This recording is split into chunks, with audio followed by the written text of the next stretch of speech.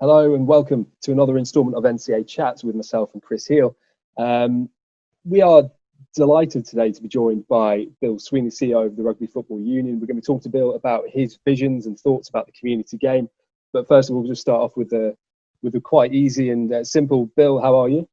Yeah, very good. Thanks, Joe. Hope you're well.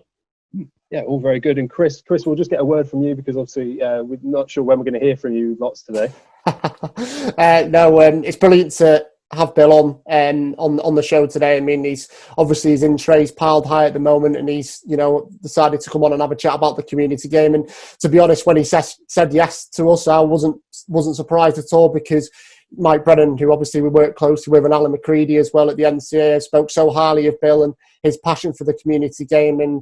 And Bill has obviously spoken about sort of the game being the lifeblood of the sport in press conferences, where I've pestered him about what he thinks the community game should look like. So just on that, Bill, to begin with, if you don't mind, like I said there, you've mentioned it's the lifeblood of the sport. So why do you think it's so important to the sport that we do take such an interest in the community game as well as the grassroots game?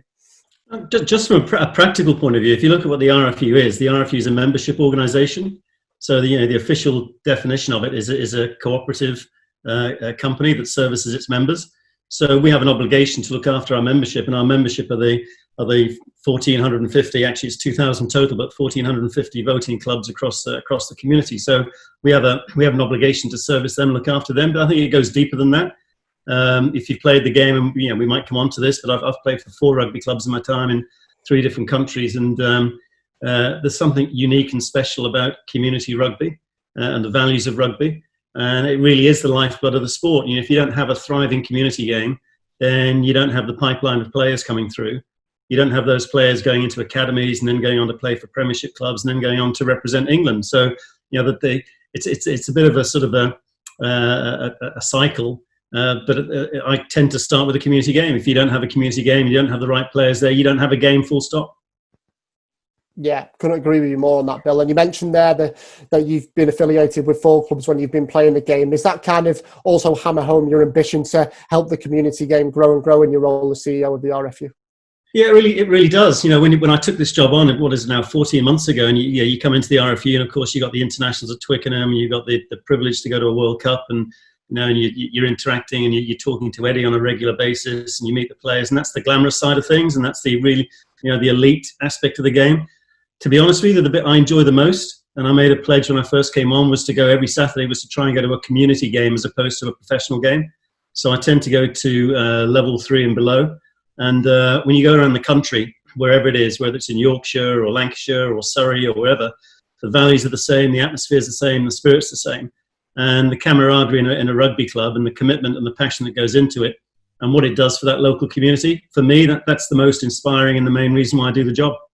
Yeah, and I think Bill Beaumont will probably echo those words as well, Bill, because he's always at Fylde, I've noticed, on a Saturday afternoon. So, and I mean, if I'm right in saying as well, Bill, you're affiliated with both Rosslyn Park and Richmond, who are 2 of the teams fighting it right out at the top of National 1 this year. There's a bit of a myth about Richmond. I mean, Richmond's my closest club, and a lot of players I used to play against are now at Richmond or moved to Richmond, so I tend to go there quite a bit, but I never played for them. Actually, I started off my rugby life at the age of 11 in Birkenhead. And then my parents were living abroad, and they came back and they took me out and they put me into a football playing school. I didn't really like football, but I wasn't bad at it. So I ended up playing for Chelsea, and then I played for English universities for 3 years. But then the moment I didn't turn pro, and when I finished university, I switched straight back to rugby. So my first graduate trainee job was up in Aberdeen, actually, with Shell in the oil industry. And I joined Aberdeenshire Rugby Club, and within 24 hours, you've got a second family. And they welcome you even though you're English. You used to get a lot of stick taken out of me and whatever, but I played for Aberdeenshire for a couple of years. Really good club, great atmosphere. I then got transferred to the Middle East, and I played for the Abu Dhabi Rugby Club, which is an incredibly good club. 3 junior All Blacks played for us. We had a Sussex County prop. We won the Bahrain 15s tournament. I ended up being treasurer of that club. So I had 4 years there, and then I returned home, and my first club was Rosslyn Park. So I joined Rosslyn Park. Some friends were playing there. And then married, kids came along. It's actually relevant in terms of what's going on in the community game today. But a bit of pressure from the family in terms of don't travel so much and let's find a more local club. And that's where I ended up playing for a club called Weybridge Vandals, who who are a decent side. I think they were level, what would have been 6, 7, I think, at that stage. But in every case, wherever you went, the camaraderie and the spirit was pretty similar wherever you went.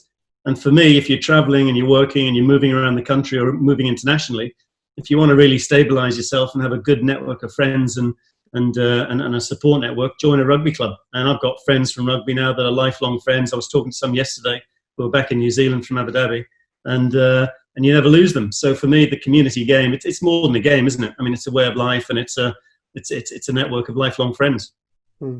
Yeah, and in terms of it being a way of life, Bill, you know, I'm sure all these community clubs are itching to get back playing, but obviously when it's safe to do so. And I know I was on the call the other week with you and Steve Granger, and you kind of mapped out what was the next stages for the community game. And I know the 3 possible windows have been outlined as well this week in terms of when the national leagues and the community game might return. I mean, how confident are you in maybe hitting those windows, or is it a case, again, Bill, of waiting to see what happens in terms of this COVID-19 pandemic? Yeah, we've all got our fingers crossed. We had a professional game board meeting this morning, which was talking about return to train and return to play protocols for the professional game and issues around testing. And obviously the professional game will lead the way in terms of how quickly we can get back and play. But things are clearly loosening up. I mean, I had a lot of videos sent to me on Monday from clubs that have returned to groups of 6 at training sessions, some using a ball, some not using a ball. So things are loosening up there. We've got those 3 windows, September, November and January. I've still got my fingers crossed for September in the assumption that we don't get a massive spike or a second wave. Like, you know, we're seeing a little bit of that in Leicester now. But I'm still keeping my fingers crossed for September. To do that, you've got to be in full face-to-face contact training by the beginning of August. So that window's closing, but it's not impossible.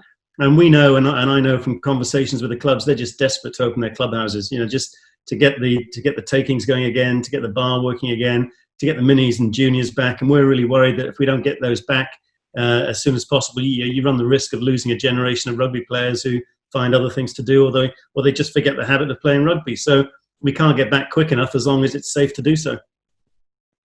Yeah, of course. And I'm aware of rugby clubs in my local area of Staffordshire that are literally reopening as soon as is humanly possible. So on Saturday, they're going straight back in. And obviously that's an important side of it, isn't it? There's the money aspect of what's taken in the clubhouses, and, you know, because there's so much revenue generated there. And, you know, you've announced that there's a support fund available to clubs that if they are struggling, or if, you know, they're finding things a bit harder than maybe they thought they would at the start of it all, you've offered that as a result of COVID-19. Is it important to you to help these clubs, you know, even more than what the RFU announced initially? We'll do whatever we can do, and we set up that support fund, I think, within 3 days of going into lockdown. We were quite surprised at the relatively low take-up of that loan to begin with, and I think that's because a lot of the game is really well run, and the clubs reacted quickly. They went into mothballing their operations, reducing their costs, making sure they could keep going. So they actually responded pretty well themselves. So the number of applications we had was relatively low. But we're entering into a season now, which is a really important part of the year for clubs. You know, it's the hosting of weddings, it's the hosting of social events, it's, you know, coming into pre-season training and all the rest of it. So that fund has remained open, and if there are any clubs that start to feel some real hardship during this period, then it's still available for them to access. And also, Bill, and those announcements as well, has it been really key for you guys and Steve as well to give clarity to a lot of these clubs moving forward? Because I know it's very tough to put timescale on things, but now you've been able to outline this support fund and outline the 3 possible windows. That must be very good for you to be able to say, well, this is the clarity that the clubs are craving at the moment. Yeah, it's probably one of the biggest roles that we have right now is trying to provide whatever clarity we can in a really uncertain environment. You know, there's so much unpredictability out there, and you can't be 100% certain, but we've got to try and provide as much clarity as we can, and communications plays a massive role in that. So we've set up regular web sessions, we've set up regular links and contact places on our site, so you can access the latest information, whether it's return to play, whether it's accessing your local authority in terms of grants and subsidies and support that the local authority can give. And we think that's absolutely critical at this moment in time. You can't over-communicate right now. So it's how much information can we give the clubs to give them some kind of support in terms of how they're managing their situation. And just to sort of go back to something you mentioned before, Bill, if you don't mind, about that camaraderie of these community clubs. And yes, we know how financially tough it's been for them at the moment. And, you know, clubs are struggling to generate any income. But how pleasing is it for you as the CEO of the RFU to see some of the community work these guys have done? Because I know Barnes Rugby Club had the big lift a few months ago, and Old Albanian and Cambridge have been doing their own things as well. But these clubs have really been proactive during this time to help those in need. No, it's absolutely brilliant. And it makes you feel not just proud, but it makes you feel really privileged to have this role in the RFU and to do what we can to support them. I was actually on a Barnes web session last night. So they had a Q&A session, and it went on for about an hour and 15 minutes. They're a really active rugby club, so that was good. I did a Met Police Rugby Club. They had their annual dinner virtually, so I did that, you know, in the hope that, you know, if I ever get done for speeding, I might get a bit of a relief or something. But that club was really good. Great section, very ambitious. Wensleydale up in Yorkshire doing some incredible things as well. I went on to a webcast also with Sevenoaks the other day, and some of the things they're doing. But you can't really single out one club. I mean, they're just massive hubs for the community, and the stuff they're doing around supporting the NHS, raising money through charitable events. You saw that Barnes Big Lift initiative. 35 England players ended up signing on to that, which is incredible, and it went global. You look at what goes on with food banks, you look at what goes on in terms of contacting and communicating with elderly people who are shielded. You know, just the stories just pour into us in terms of what these clubs are doing in the local community, and it just makes you really proud to be associated with a sport that does so much good. Is it important for you, Bill, as well? You mentioned being on calls with clubs around the country, and I know you were part of the AGM for the NCA a couple of weeks ago. Is it important for you to be a part of that and listen into conversations, or have your view as well as the RFU CEO? Yeah, it really is. And one of the positives that's come out of this whole situation is that we've been forced to have more direct interaction with the clubs, and you know, and people now have got used to using Skype and Zoom and Microsoft Teams and all the rest of it. So you can have that interaction on a regular basis. And Steve Grange is very active. He does a couple of webinars a week as well. But there are so many issues going on in the game at the moment. You know, you've got the adult 15s competition review. Unlike most things in rugby, there's no right or wrong answer, and everyone's got a point of view. So you have to have that debate, and it really helps to listen to what people are saying in the game. And what I've found out, particularly through direct contact, is you look at that adult comp review that's going on at the moment, and what's right for a National 1 team in the NCA, what's right for them might not be right for a Level 7 team. So if you're playing National 1 rugby, you want to travel. You want to go on a 4-hour coach ride. You want to get back late at night. You want to compete at the highest level. You want to get promoted. You want to push yourself as far as you can go. But then you go along to a club who's Level 7, Level 8, and they're saying, look, I've got 2 kids. I used to play serious rugby, but there's a limited number of games I want to play. And actually, I don't want to get promoted because that means more travel. I just want to stay in my region, and it needs to fit into my lifestyle. And we've always got this pressure on participation rates, and we're probably doing better than most sports. But that adult male 15s part of the game is under increasing pressure. So how do we make the game relevant to today's society so that we can really protect it? And what you learn is actually there's no one-size-fits-all answer. What's right for Level 3 might be totally different for what's right for Level 7, Level 8. And it's only by talking to the game that you really understand that. If you develop that policy in a vacuum, you're going to upset too many people. So it's difficult because, as I say, you're never going to please everybody. But if you don't talk to people and get their opinions, you're just not going to be well enough informed. Yeah, and on that, Bill, in terms of talking and communicating with people to enforce change in the game as well, I know the RFU have taken a strong stance over diversity and inclusion in the sport, especially over the last few weeks. And is it important for you guys to see that across all levels of the game as well as the top of the game? Yeah, it really is. You know, you look at the England squad that went to Japan, and you got 35% Black African minority ethnic there. You know, the most diverse team we've ever had. And you look at some of the real star players, and they've come from that background. And I know myself from my Olympic days, the British Olympic Association does a really good job of talent ID in cities and inner cities. And you've got a fantastic athletic pool there. And we're not accessing them enough. You know, where do we get the next Ellis Genge? Where do we get the next Carl Sinclair? Where does the next Courtney Laws come from? So we want to make our game much more accessible from a playing point of view, not just because it's the right thing to do, which it is, but also from a selfish point of view, it's going to broaden our access to great skills so we can compete at the highest level. So you've got that piece. But then you look at that diversity mix of the team, And then you go to the administration of the game, and the fact we've only got one black female member on a 62-person council, and we don't have a minority ethnic representation on our board. And you look at that and you say, well, actually, it's just not good enough, because if we are going to expand the game, if we are going to broaden the accessibility, that has to be reflected in the boardroom, and it's got to be reflected in the administration of the game. Now, when someone asks that question, I think there's kind of an implied feeling or intent that there's something going on to prevent that happening, and the RFU is against that. That's not the case. But what we've got to do is we've got to broaden the candidate pool that we can select from for these positions within the administration side. So how do you get more young, female, minority ethnic people who are involved in the game as volunteers? How do you get them to say, actually, I can play a bigger role in the RFU, I can play a bigger role in my constituent body? How do we encourage them? One small thing we're looking at actually is saying, well, perhaps to give them the confidence to do it is we identify a number of people around the country who've got aspirations to do that, and we invite them to come in and sit on a board meeting. Or one of the board members who's a board member for another company, they act as a sort of a mentor, and they take them along to board meetings of their company so people can get to see and understand this is what you need to do to play a bigger role. But, you know, the gestures and the words are easy. It's how you actually have the actions and processes in place to really make a difference. But we're really committed to it.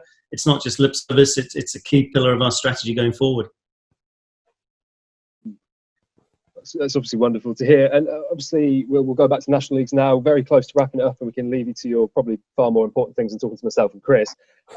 What direction do you feel like the National League is going in? Because obviously, we've seen such engagement from the communities since COVID-19. Do you think it's going in a positive and really good direction? Yeah, I do think so. You know, there was a very controversial decision we took a while ago around the funding for the Championship. And we just felt that the gulf between the Premiership and the Championship was getting bigger and bigger, regardless of the money we were putting in. And frankly, there isn't enough money in the game to fund a fully professionalised Tier 2 of rugby. We'd probably have to put in about at least 25 million to make that happen. We just can't afford to do that. When you think what 25 million would do to the community game, the money's just not there. And as I say, I go to quite a few National 1 games. I did do last season. And the quality of play is really good. You know, it's very open play, it's very athletic, it's very young, it's predominantly English players playing in it. So you look at the quality of play there, and I think what you'll see now in the Championship, and you saw this with the deal between Northampton and Bedford, which we think is a great approach, because that's going to give academy players more game time, they're going to be English, and they're going to be playing in decent competition. But I can see that gap between National 1 and Championship closing now, and getting closer. The other thing, and John Bedell I know is totally committed to this, you know, we need to encourage people to come into the game, and if they want to invest money into the game in National 1, we would certainly support and encourage that. But it doesn't just need to be about the payment of players. It needs to be about improving facilities as well. So what are the minimum standards in terms of pitch, clubhouse, floodlights, a women's team? You've got to run a Colts team. So any money you're putting into the club needs to be split equally between payment of players, but also developing a legacy that's going to be good for the game. And I think National 1 and 2 are absolutely critical for that. You know, it's in the term. You know, they're national, so they're travelling around the country. They're a great showcase for how rugby should be played. And you've got a tremendous community atmosphere and spirit in there. You know, I was at Rosslyn Park a couple of times this year. You know, I left at about 11 o'clock at night, and the clubhouse was still booming. So, you know, it seems to embody all the right values of the game, and you know, we just want to see it continue to grow. Yeah, and obviously John Bedell recently announced as the chairman of the NCA. What's your relationship with him, and how does he interact with you, kind of with his new role?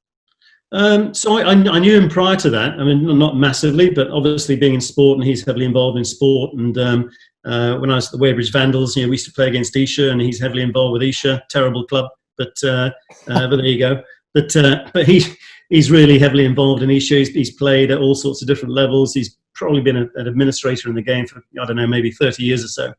But he's a very open-minded, free thinker. And I think at the moment we need people in the game who respect the traditions of the game, which he does, but realise that actually we probably need to make certain changes in some areas to keep it relevant and to keep it contemporary. So we're really pleased that John's come in. He's got big shoes to fill after Norman Robertson. You know, Norman was a great servant for the NCA, and you know, a really important member on our council. And he's given me a lot of advice in the year I've been involved in the RFU. And he won't go away. I mean, he'll still be there. So a closer relationship with John is really important in terms of what's happening with the NCA and how can we work together in terms of the overall strategy for rugby going forward. Well, no, and that was kind of it. So firstly, Bill, we want to say thank you very much for your time for joining us today. It's massively appreciated, and we hope everyone watching and listening thinks the same. You can follow NCA Rugby at NCA_Rugby on Twitter, at NCA Rugby on Instagram, and just type in NCA Rugby into Facebook, you'll find us there. And if you want to find the website, it's just ncarugby.com. And yeah, thank you very much for watching, and I'm sure we'll see you next time. All right, keep doing it. Keep up the good work, and we've got a great game. We just need to protect it a bit. Absolutely, Bill. Thanks very much for your time, Bill. Really appreciate it. Cheers, thanks.